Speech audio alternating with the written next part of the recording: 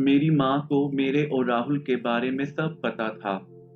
मैंने कभी अपनी माँ से कुछ नहीं छुपाया। जब मुझे पहली बार अपने गे होने का पता चला, तभी मैंने अपनी माँ को अपने बारे में बता दिया था। उन्होंने इस बात को स्वीकार किया और मुझे हौसला दिया और अपने लिए सही पार्टनर चुनने तक में भी उन्होंने मेरी मदद की।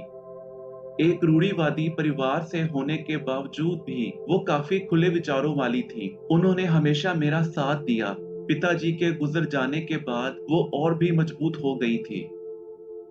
जब मैं राहुल से पहली बार मिला तो मुझे वो बहुत पसंद आया। पहली बार मिलते ही हमने पूरी शाम एक साथ गुजारी और ऐसा लग रहा था जैसे बहुत पहले से एक दूसरे को जानते हैं। हमारी मुलाकात अब रोज होने लगी और हम काफी समय एक साथ बिताते। मुझे राहुल से बेहद प्यार हो गया था। अब मैं अपने इस रिश्ते को और मजबूत करना चाहता था। तो मैंने अपनी माँ को राहुल के बारे में बताया और ये भी कहा अब मैं उसी के साथ अपनी जिंदगी बिताना चाहता हूँ। मेरी माँ यह सुनकर बहुत ही खुश हुई और कहा कि किसी दिन मैं राहुल को घर पर खाने के लिए बुला लूं। मैं जब अगले दिन राहुल से मिला तो मैंने उससे कहा कि मम्मी तुम्हें घर पर खाने के लिए बुला रही हैं। तो ये सुनकर राहुल चौंक गया। कहा मम्मी मम्मी को कैसे पता मेरे बारे में? तो मैंने कहा मैंने अपने रिलेशन के बारे में मम्मी को सब बता दिया है और वो बहुत खुश हैं। लेकिन राहुल ने मिलने से साफ मना कर दिया। कहने लगा तुम ओपन हो अपनी फैमिली में, लेकिन मैं नहीं हूँ।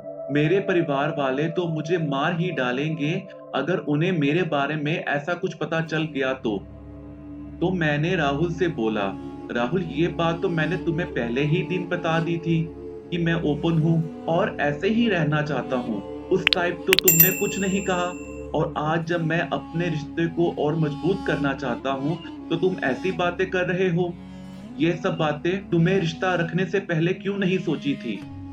तो राहुल एकदम गुस्से से बोला, मैंने रिश्ता इसलिए नहीं रखा था कि तुम उसका सभी जगह ढिंढोरा पीटो। तुम ये रिश्ता सिर्फ अपने तक भी तो रख सकते हो। हमें क्या जरूरत है दुनिया को दिखाने की कि हम रिलेशन में हैं? तुम मुझसे प्यार करो, मैं तुमसे। दुनिया से हमें क्या लेना देना? लेकिन मैंने राहुल से कहा, मुझे दुनिया से कुछ लेना देना नहीं है, लेकिन मैं छुप छुप कर या समाज के डर से कि लोग क्या कहेंगे ऐसे भी नहीं रहना चाहता। मैं चाहता हूँ कि मैं अपने जीवन साथी के साथ खुलकर जिंदगी जीऊं, ना वो दुनिया के बारे में ज्यादा सोचे और ना मैं। राहुल को मेरी बात पर गुस्सा आ गया और कहने लगा ठीक है तो अपने लिए कोई और ढूंढ लो, लेकिन मैं ऐसे दुनिया के सामने तमाशा नहीं बनना चाहता और ना अपने परिवार वालों को इस बारे में कुछ बताना चाहता हूँ। हम काफी देर बहस करते रहे और आखिर में वो मुझे छोड़कर अपने घर चला गया।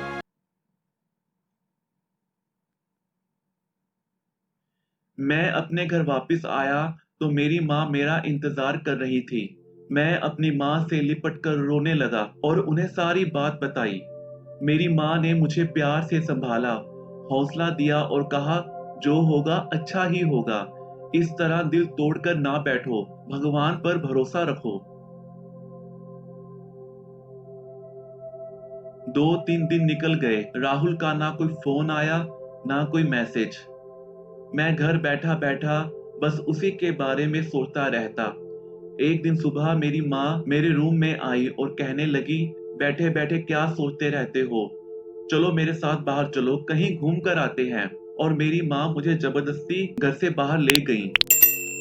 मैं और मम्मी एक कॉफी शॉप पर बैठे कॉफी पी रहे थे तो पास वाले शॉप पर मुझे राहुल दिखा। मैं अपने बस में नहीं रहा। मैं जल्दी से उठा और उसके पास गया। मेरा दिमाग खराब हो गया था उसे देखकर। मैंने उसके पास जाकर उसका गिरेबान पकड़ लिया और ऊंची ऊंची उसे बोलने लगा कि तुमने मेरे साथ खेल खेला है, मुझे धोखा दिया है और ना जाने क्या क्या बोल गया। मैं भूल गया था कि वो स्टोर में अकेला नहीं है, उसकी फैमिली भी आई हुई है और धीरे धीरे सभी लोग इकट्ठा हो गए। राहुल ने मुझे धक्का दिया। उसकी फैमिली ने पूछा कि ये कौन है? तो उसने कहा मैं नहीं जानता ये कौन है, कोई पागल लगता है। पता नहीं क्या धोखा धोखा बोली जा रहा है, चलो आप यहाँ से चलो। इतनी देर में मेरी मम्मी भी आ गई और वो सब कुछ समझ गई। उन्होंने मुझे संभाला और घर वापस ले आई। 2 दिन बाद मुझे राहुल का फोन आया और कहने लगा मुझे तुमसे मिलना है, लेकिन मैंने मिलने से साफ साफ मना कर दिया और आइंदा फोन ना करने के लिए कहा। शाम के समय जब मैं अपने कमरे में बैठा था, तभी राहुल मेरे घर आ गया। मैं उसे देखकर चौंक गया और पूछा, तुम यहाँ कैसे आ गए? राहुल मेरे पास आया और मेरा हाथ पकड़कर कहने लगा, मुझे पता है तुम मुझसे बहुत नाराज हो और तुम्हारी नाराजगी जायज भी है। तुम सही कहते हो, आखिर कब तक हम घुट घुट कर जिएंगे और अपने परिवार वालों से छुपते छुपाते रहेंगे। जब से तुम मुझसे दूर गए हो, मैं बस तुम्हारे बारे में ही सोचता हूँ और अपने किए पर बहुत शर्मिंदा हूँ। मुझे माफ कर दो, मुझे माफ कर दो प्लीज। मेरी मम्मी भी पास ही खड़ी थी और हमारी बातें सुन रही थी और मेरी मम्मी ने इशारा किया कि इसे माफ कर दो।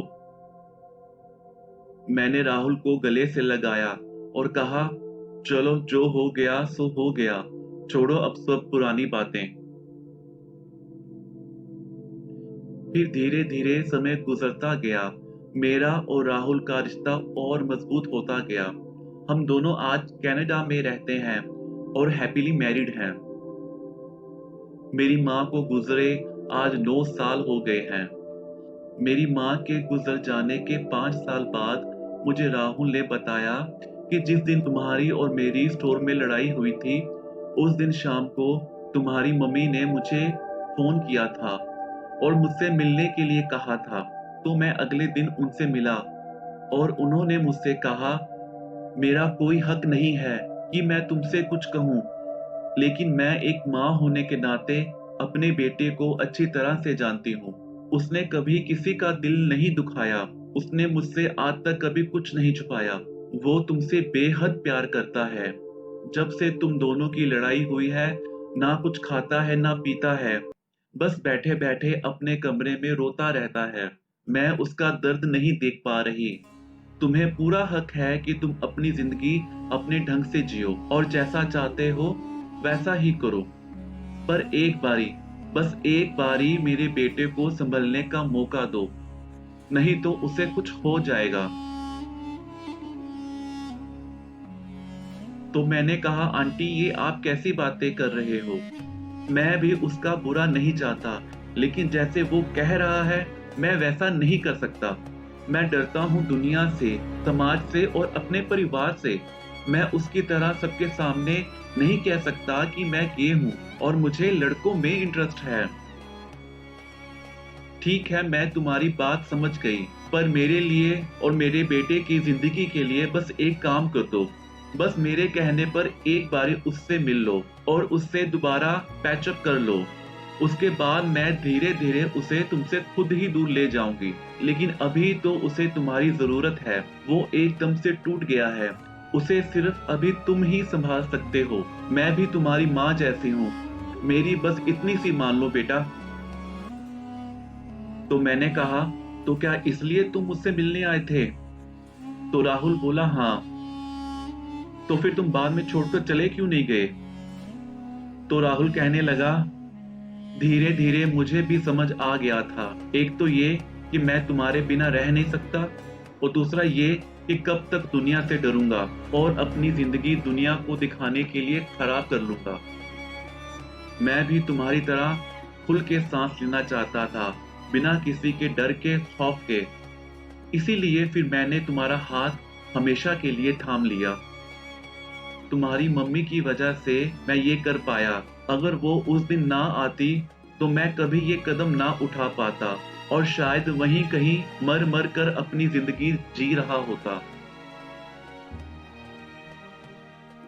उस दिन मैंने अपनी माँ को बहुत याद किया, बहुत याद करके रोया। माँ तो माँ ही होती है, वो हर हाल में अपने बच्चों के लिए कुछ भी कर सकती है।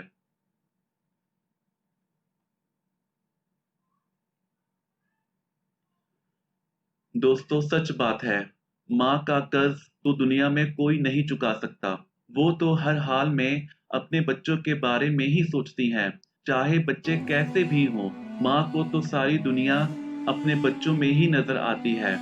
आप भी अपनी माँ का ख्याल रखें और उनकी तहे दिल से सेवा करें। माँ के आशीर्वाद से आप सब कुछ पा सकते हैं। धन्यवाद।